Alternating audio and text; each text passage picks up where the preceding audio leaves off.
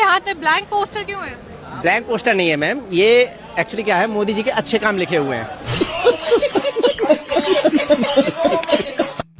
यही नहीं, अभी और सुनिए।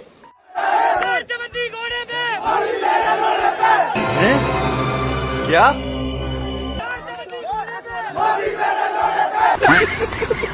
दोस्तों, जैसे कि आप सबको पता है कि इस वक्त इंडिया में स्टूडेंट का शदीद किस्म का प्रोटेस्ट हो रहा है। आए दिन पेपर लीक होने की वजह से इंडिया के स्टूडेंट इस वक्त सड़कों पर आ गए हैं, जिसको देखते हुए मोदी की फासिस्ट रिजीम ने स्टूडेंट पर काफी तशद्दुद भी किया और डंडे भी मारे गए। लेकिन इसके बावजूद इंडिया के तमाम स्टूडेंट पूरी तरह डटे हुए और मोदी की बैंड बजाने में मसरूफ है। नयने न्यायेन राज्यम लवणेन भोज्यम। यही नहीं, प्रोटेस्ट के दौरान इन प्रोटेस्टर्स की फनी हरकतों को देखकर अब तो पुलिस वाले भी तंग आ गए हैं, क्योंकि एक होते हैं जेनजी प्रोटेस्टर्स और एक होते हैं बिहारी प्रोटेस्टर। यकीन नहीं आता तो ये देख लें। बैरिकेडिंग को ही लेके ये भाग गया। देखिए पटना डगमंगला का ये सीन है। मीडिया साली निकी हुई भड़वी आई चाटने दो। चल रे निकल यहाँ से, चल निकल, चल मीडिया निकल।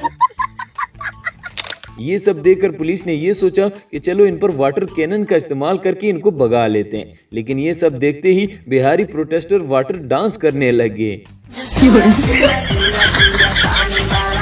यही नहीं, कुछ जेन जी तो पुलिस वालों से पानी और टीयर गैस की डिमांड भी कर रहे थे। टीयर गैस की व्यवस्था नहीं है। इतने तेजस्वी लोग हैं हमारे पास। सर एक बार फिर से पानी चलवा दीजिए।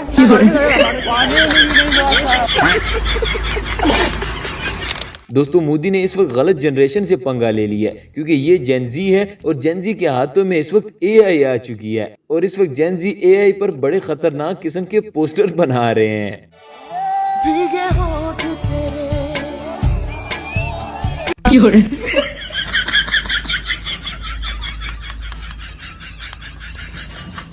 दोस्तों, मोदी ने इस प्रोटेस्ट को रोकने के लिए इन पर लाठी चार्ज करना शुरू कर दिया, जिसके बदले में स्टूडेंट ने नए नए नारे भी बना लिए। ये नारा तो कुछ ज्यादा ही खतरनाक है।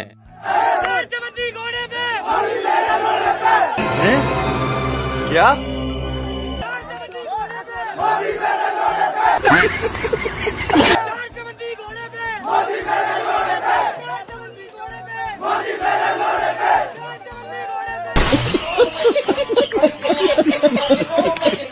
दोस्तों, जेनजी के काम ही निराले होते हैं। जैसे ही पुलिस वाले इन पर लाठी चार्ज करते हैं, ये लोग आगे से नेशनल एंथम गाना शुरू कर देते हैं और पुलिस वाले ना चाहते हुए भी एंथम के रिस्पेक्ट में खड़े रहते हैं।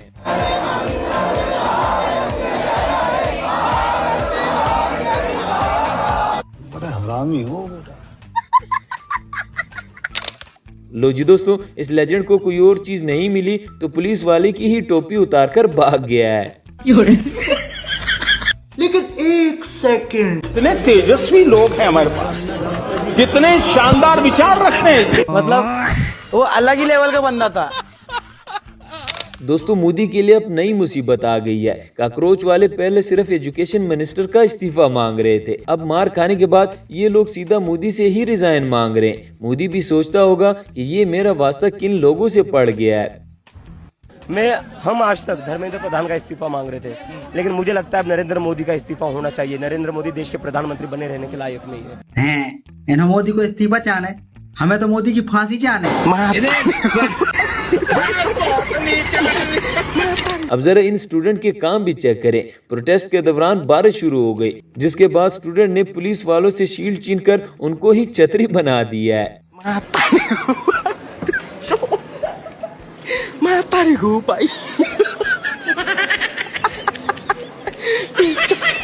यही नहीं, यहाँ पर भी स्टूडेंट और पुलिस वाले दोनों एक दूसरे को मारते मारते बोर हो गए, इसलिए अब इन्होंने आपस में ही रस्साकशी खेलना शुरू कर दिया है।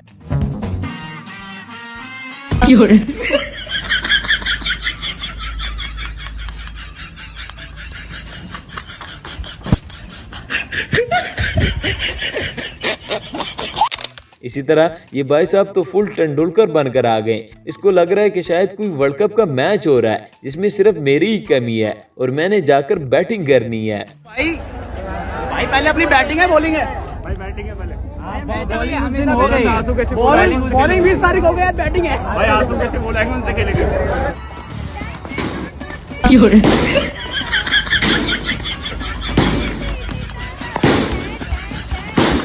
लो जी दोस्तों, प्रोटेस्ट तो होता रहेगा, चलो पहले अपनी नींद पूरी कर लेते हैं, क्योंकि नींद भी जरूरी है। जब तक राजू श्याम नहीं आते तब तक मस्त सो जाता हूँ, और बाद में उठ के बाजू वाले मुन्ना का गेम बजाता हूँ।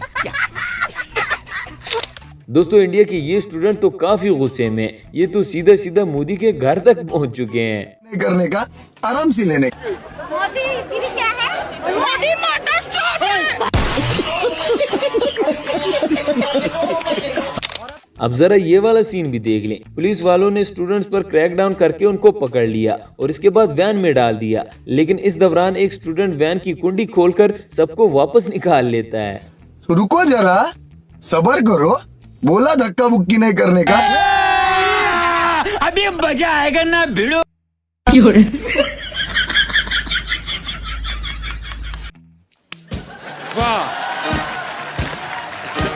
दोस्तों, जेनजी का ये प्रोटेस्ट बांग्लादेश और नेपाल से होता हुआ अब इंडिया पहुंच चुका है, और ये जेनजी अपने प्रोटेस्ट में ऐसे ऐसे कांड कर रहे हैं जिनको देखकर आप भी अपनी हंसी को कंट्रोल नहीं कर पाएंगे।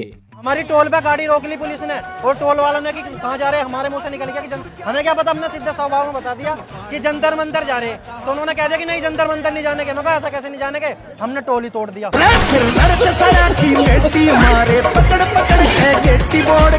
यही नहीं, इंडिया का गोदी मीडिया हमेशा की तरह इस बार भी मोदी के तलवे चाटने में मसरूफ है। वो इस बार भी एक तरफा रिपोर्टिंग दिखा रहा है। गोदी मीडिया को वो तो दिख रहा है जो स्टूडेंट कर रहे हैं, लेकिन पुलिस वालों की लाठियां उनको नजर ही नहीं आती। अब इस नमूने को ही देख लें, ये तो ऐसे चिल्ला रहा है जैसे स्टूडेंट इसके घर में घुस गए हों। क्या नीट एग्जाम के नाम पे अच्छा पुलिस वालों पे अद्धा और चट्टा चलाने आगे का काम मेडिकल स्टूडेंट्स कर रहे हैं? ये क्या आपने खुद देखा?